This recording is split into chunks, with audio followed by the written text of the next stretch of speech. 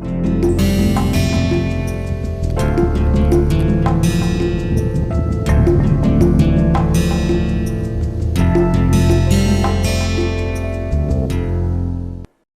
let us talk about return to scale, and then we will talk about elasticity of scale. What is return to scale? That increasing the inputs by a fixed factor, how much the output increases.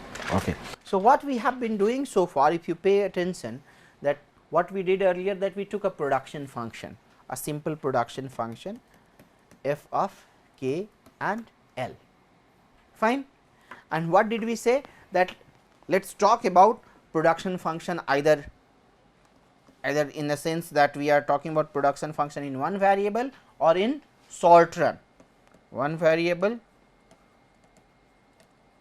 or short run, and that is how we fixed the value of k to k naught, and we varied only L. That is what we did. That is one thing we did. Second thing, when we talked about isoquant, what did we do? We started with this production function and we say that we will allow k and L to vary, but only in a particular way, so that, and what is that particular way? That q remains fixed. Okay. So, something that we have been fixing. Third way we are going to look at now, again with the same production function we will take, and what we will say that these factors of productions are increased in the same proportion, and we want to see what is its effect on output. So, let us say one thing that we can do starting with this, let us say right now q is equal to 10, just for example, and we are producing with some combination of k and L. Okay. Now, let us say we double the k and we double the L. Okay. We double the k and we double the L, fine. So, there are three possibilities. When we do that,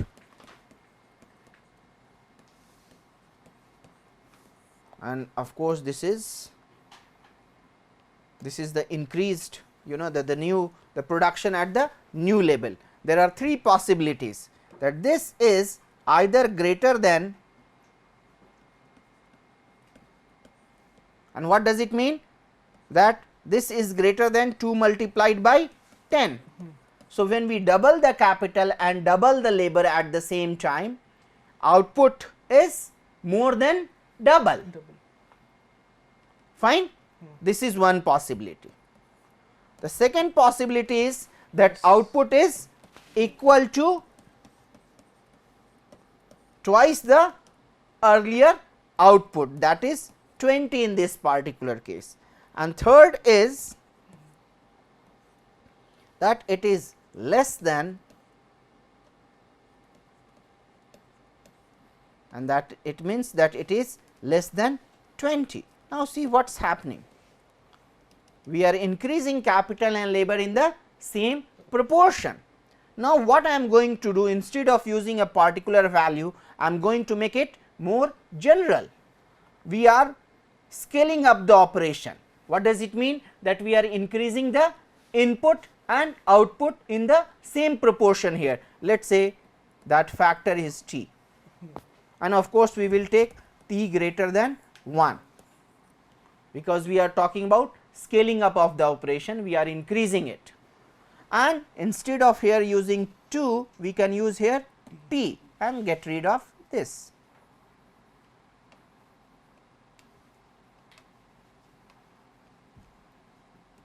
There are 3 scenarios, and of course, keep in mind that at all place t is greater than 1. Fine. So, 3 things can happen, and one of those 3 things we have described all these 3 options. So, let us start with number 2. Okay. What is happening? Let us say again, if we go back to, let us say q we were using with 10 capital and 10 labor, and we were producing 10 units of output. Okay. Now, what we are doing? We are taking 20 20. So, what we can do, if we have capital and labor as factor of production, at least this much we can do. We can start with 10 comma 10, means 10 units of capital and 10 units of labor, and produce the output. And since after using these 10 units, we will have 10 more units of capital left and 10 more units of labor left, we will again use, and what we will get? Q. So, we end up getting 2 Q. So, if we are able to replicate the production process, what will happen? We will get it equal to T multiplied by F of K comma L, and this is the case called constant return to scale. Fine. Is it clear? Pay attention to this, what I am writing. T is greater than 1. I will come back to this T greater than 1. Now, what more can happen is that now you are using more labor and more capital. You know, sometimes it happens that when you have a bigger scale of operation, some new production technique you can use, and that may increase the output, you know, in more than this scale. And if that is the case, we call it increasing return to scale. Can you give me an example where, you know, simple example where we can observe increasing return to scale? Let us say wherever, one simple example that comes to my mind is wherever you are using, let us say, pipe, you know, for either air conditioning duct or getting the oil from the earth. If you double the size of the, if you take the twice the amount of steel, the size of pipe would go up more than twice. Is it clear? So, in that case output will increase, and of course, what we are assuming that here production depends only on the size of pipe. That is the assumption, because remember, we are not saying that K is being increased by 10% and L is being increased by 20%. We are increasing K and L in the same proportion. So, just a made up example, you know, or probably in study, when you study, when a person solves, you know, you can say the input function, input variable is mind power. You know, let us say that two people are of exactly same mind. When they come together, probably the output is twice, more than twice, collaborative effect. So, that is increasing return to scale. But probably if you move from 2 to 3, output will go up by more than 3 times. But if probably there will be a level where beyond that, if you bring more mind power, probably the output would start decreasing. But mind you, similar example I gave you earlier, but what is the difference here? Here we are increasing all the inputs in the same proportion, but for the example sake we are taking that we have only one input for this production. Is it clear? And when that happens, that the output is less than the T times of the original level, then it is called decreasing return to scale.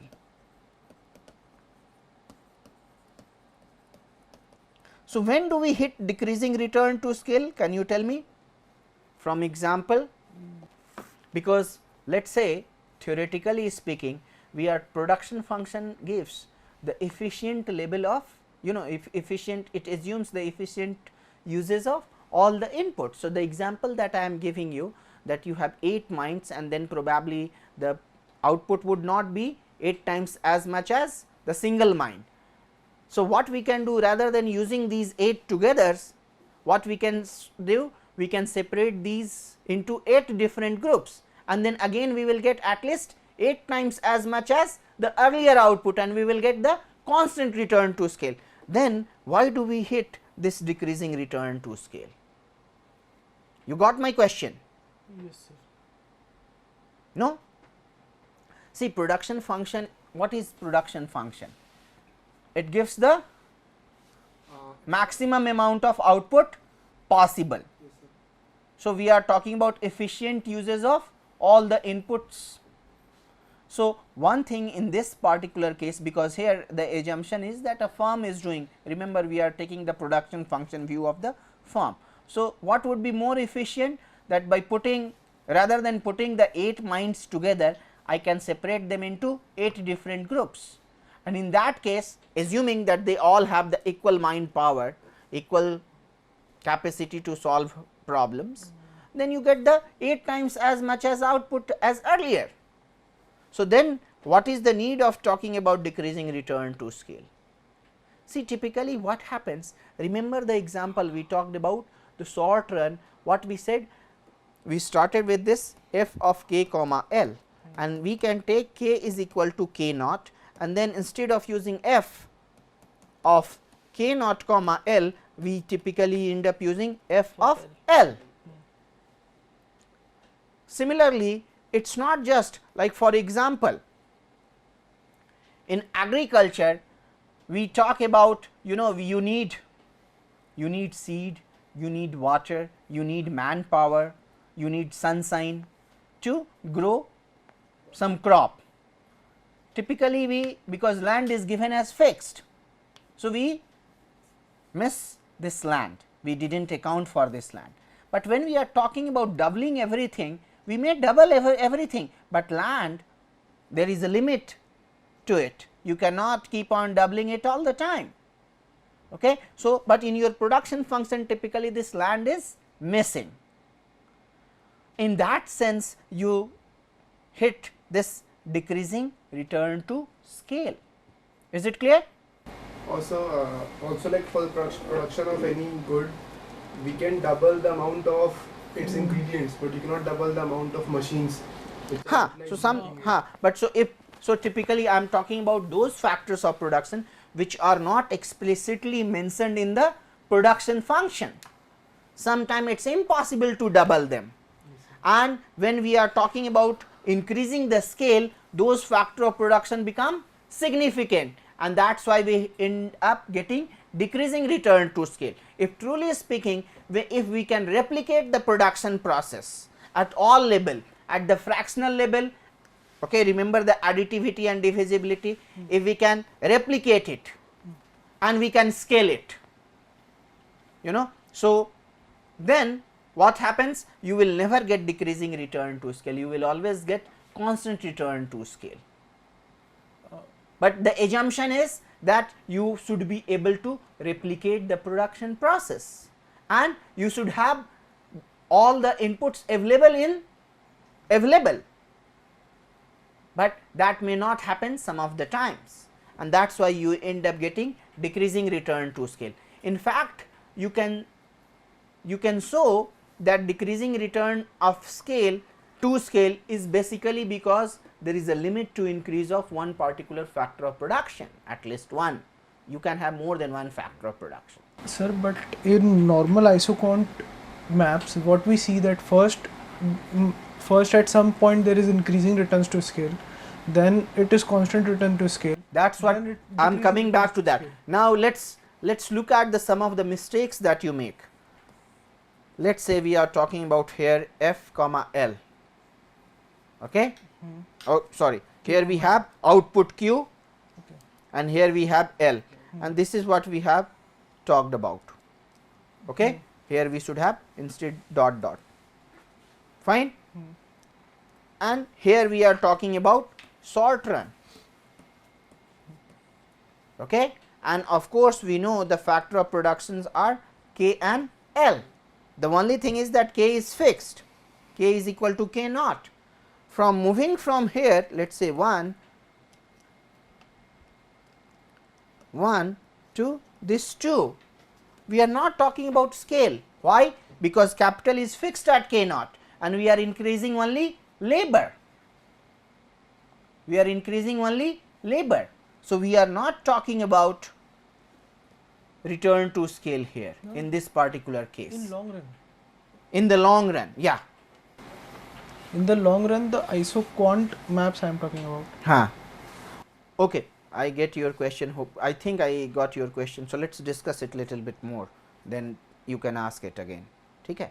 So, what is happening is that we are talking, what we are doing is we are talking globally, we are talking about all the labels.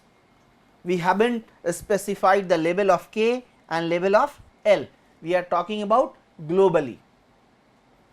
Okay. But that is rarely, typically what happens, sometime production function exhibits increasing return to scale, sometime constant return to scale, and some other time decreasing return to scale, same production function.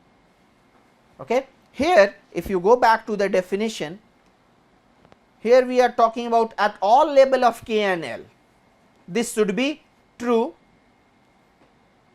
Let me write it here in the shorthand, that f of T k comma T L is greater than T of f of k comma L for T is equal to T for T greater than 1 and k greater, and for all k greater than 0 and L greater than 0, then what we get is increasing return to scale. Fine. Now, let me say here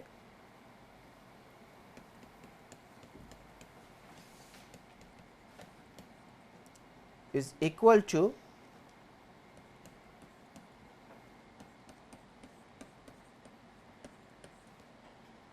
fine for T greater than or equal to 1 for all k greater than 0, L greater than 0, this is CRS. And the third is f of T k comma T L is less than T of f of k comma L for T greater than 1, and this is true for all k greater than 0, L greater than 0, we get decreasing return to scale. So, here we are talking about this should be true for all the k's and l's, fine, but that is not always true. Sometime a production function exhibits local return to scale, rather than having true for the whole range of k and l. But before we do that, we talk about the local label rather than the at global level. Let us talk about this, the value of T. And sir, one more thing. Sir, like the example you give of agricultural land, sir, that if we are covering the whole agricultural land, then it is a very long process. No, But even if we for are looking in short run, even for an individual person, the amount of land is limited. Okay, he cannot keeps on doubling the amount of land, keep on increasing the amount of land that he has. but sir, if we assume that the land prices are not increasing, then he can, at till significant amount, he can double his land. So as long as then it would not then at till that level it would at least exhibit constant return to scale. Probably But sir, it would. If he is not able to buy the land, then we would not talk about increasing but- rate of scales now. No, but we do, that is the problem that we do. That the reason is simple, that sometime we do not mention that factor of production explicitly in the production function. That is why I said, okay, that is the reason. So Like theoretically like speaking, we can also what we are, say- the way we define it, theoretically speaking, we would not have any decreasing return to scale. You understand? So time is time one of the function. At- We have If, a time if there is a boundation. production process where time is, because time is always a factor, input factor, we do not mention it the time. And it is fixed. Okay. So remember, by the way, one thing that I should mention, here we are mentioning K and L, of course these are flow variable. If you hear the first lesson or second, for one of the first lessons, we have talked about flow and stock variable. So time enters here, but sometime other than here, time is an independently also a factor of production, but we do not mention it typically if it is not significant. Okay, fine. Okay. So, but before we go into discussion at local level, let us talk about this t. Why we are talking about t greater than 1? Particularly here, what if we do t less than 1? So, when t is less than 1, what is happening? Rather than scaling up the operation, we are scaling down the operation. So, for constant return to scale, we can take t is equal to greater than 1 or less than 1, does not matter, or you can say for all t, but we cannot do for all t or for t greater than 0. Okay. But here we cannot do for t less than 1. Why? Because t less than 1, if we are defining, we are decreasing the operation. Basically, let us say here we are k and l, and we are moving in this direction. Okay. When we are decreasing all the inputs in the same proportion, so we are, let us say if we are at this point k and l, so we are moving on this line, fine. If t is greater than 1, we are moving in this direction, and t is less than 1, we are moving in this direction. So, here what would be the definition of increasing return to scale? If you think, if we want to define for t less than 1, what should be the definition of increasing return to scale? This one. Think about it. Decreasing return to scale definition. This should be the definition of increasing return to scale. Remember? So, rather than getting confused about it, what we do? We define IRS and DRS for t greater than 1. Otherwise, if you want to define for t less than 1, then for DRS, let me define here for DRS, what would be the definition?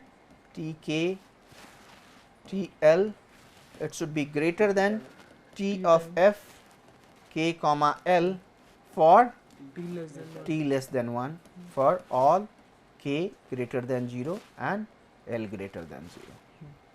Fine. And similarly, you can define for the other one. Okay? Fine.